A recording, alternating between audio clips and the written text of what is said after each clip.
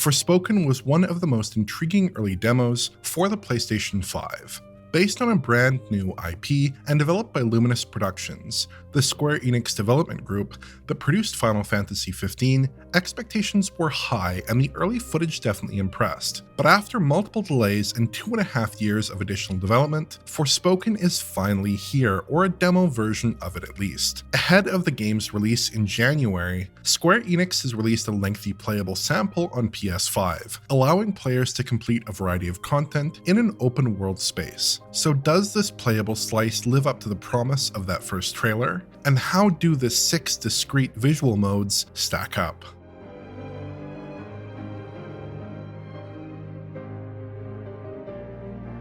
The Forspoken demo isn't like most other game demos out there. This is a pretty substantial taste of the full game with several hours of content spread across a vast space. Narrative is kept to a minimum, but you do get a good sense of how the game actually plays, and I generally liked what I saw. Combat is fast, fluid, and reminiscent of battle sequences in pre-rendered CG movies in Final Fantasy games. It's relatively simple to control, combining basic attacks, a dodge, and a mix of special abilities, but the fighting feels really good in motion.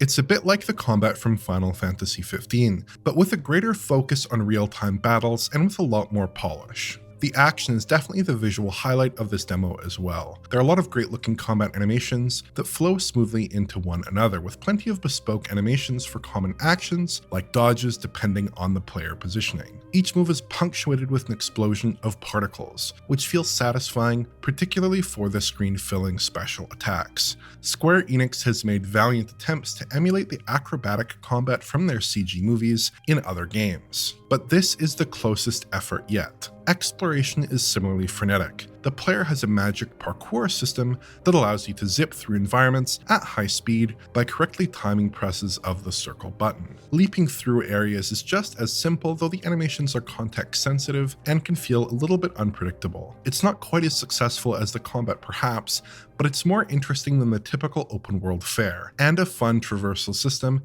is critical to building an entertaining open world game.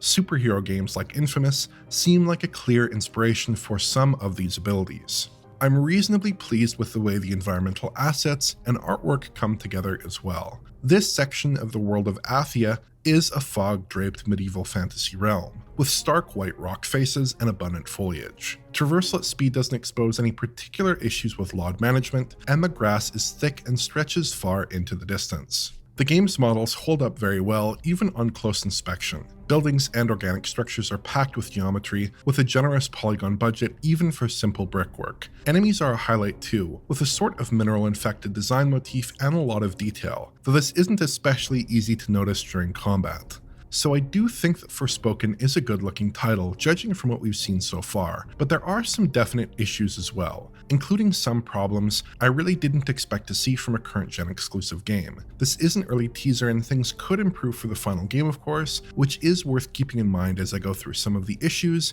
with the demo's visuals.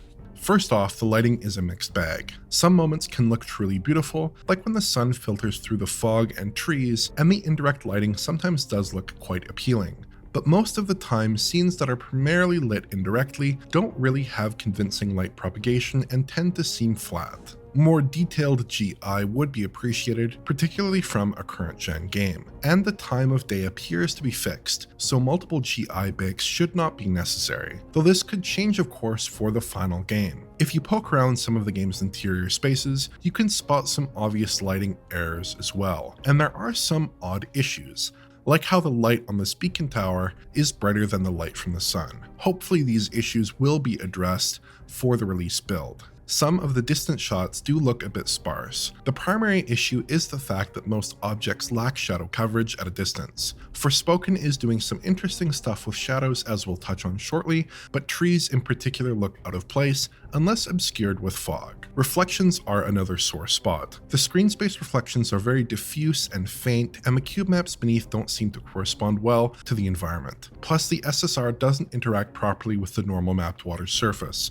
so it obscures the water detail. detail. For a cross-gen game, these issues wouldn't stand out too much, but Forspoken is a current-gen only title, with releases announced only for PS5 and PC. Beyond the assets, which do seem to be a cut above a typical last-gen open-world title, it's hard to imagine Forspoken in the same league as some of the other big current-gen only releases, or even among the more accomplished cross-gen fare. Forspoken is using the same engine as Final Fantasy XV and ships on much more powerful hardware, but I'm not convinced that Forspoken is a big step forward from that title. And if we go back to the initial trailer, environmental density and the quality of certain effects seem to be well ahead of what we're seeing in this demo. It's important, of course, to provide the caveat that we're seeing a small, early slice of a presumably much larger game, and the final title may improve significantly from this showing. Plus, Forspoken is still definitely good looking, particularly in the heat of battle when particles are flying, but this particular outing falls a bit beneath expectations, at least visually.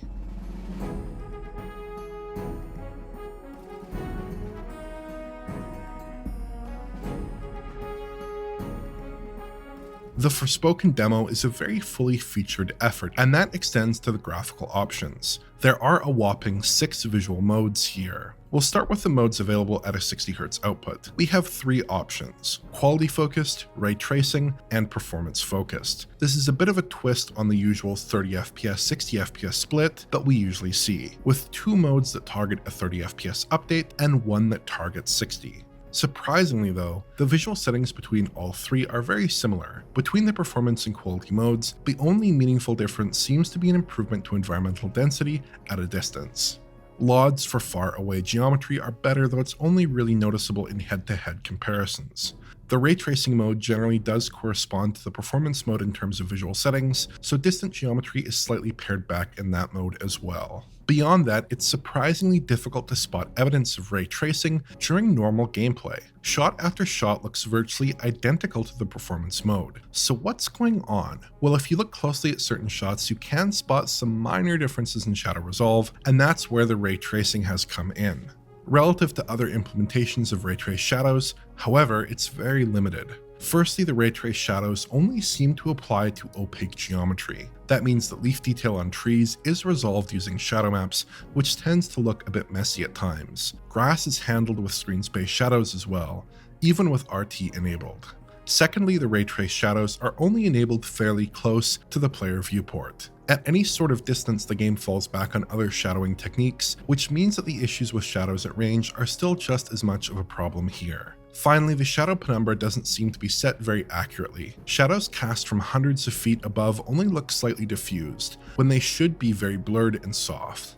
This could be a performance-saving measure, but it does sacrifice a lot of the reasoning for having RT shadows in the first place. Plus, sometimes there's a visual clash between different geometric elements from the same structure, with some being diffused and others appearing very sharp. The RT shadows still do improve the resolve of fine geometry up close, and generally do hand in a clean rendition of detail without the sawtooth artifacts that we see on the non-RT modes. But RT shadows are best deployed to consistently shadow distant detail and to realistically defocus shadows that are cast from far away objects or that emanate from close light sources. And neither characteristic is really put to good use here. Outside of shadows, there are no readily apparent implementations of other RT staples, like reflections, AO, or any form of RTGI. Beyond those differences, the only visual differentiator between the modes is image quality. In stills, the RT and quality modes do look very similar, with a pretty 4K-like presentation. The performance mode is softer and visibly less detailed in comparison, though it's not a massive difference, I would say. So what's going on? If you look at freeze frame captures when the game is in motion, you can spot a lot of reconstruction artifacts in just about every frame, and direct pixel counts actually expose some pretty low internal resolutions. Performance mode is typically around 900p internally, RT mode is usually around 1000p or so, and quality mode clocks in at about 1296p in most shots I tested.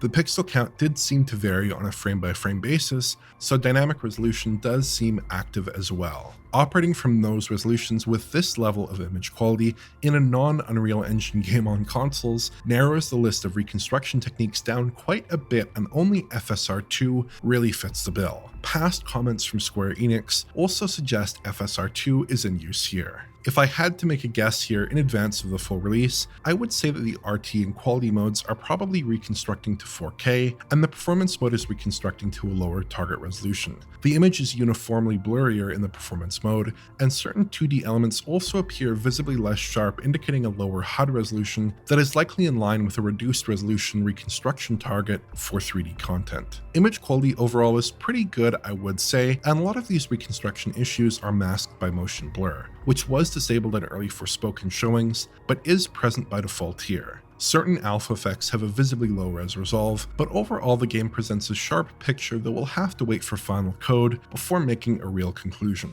Frame rates in this demo are unstable, though this isn't unexpected for an early sample that is likely based off of old code. In the performance mode, Forspoken is frequently dropping frames during traversal and is very often sub 60 FPS during battles, with readings around 40 FPS at worst. The quality mode and ray tracing mode are more consistent, though they target 30 FPS. Traversal is a solid 30 FPS in those modes, and battles are mostly 30, though they do drop significantly at times, with both modes hitting similar frame rates in intense moments.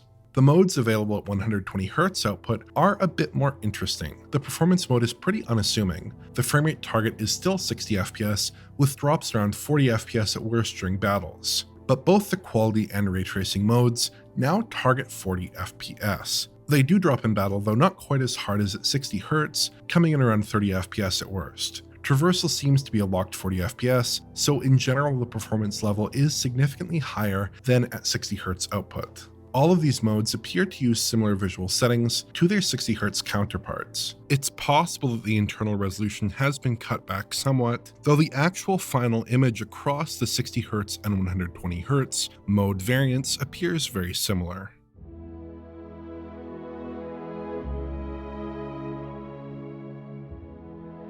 Square Enix deserves some commendation for the Forspoken demo. This is a big playable chunk of an upcoming big budget release, available for free without any subscriptions or conditions.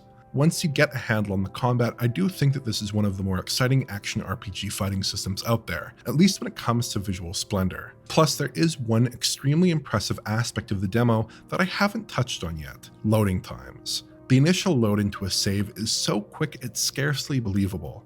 From button press to the first frame of in-game graphics, it takes about 1.3 seconds, though this is masked by a short animation.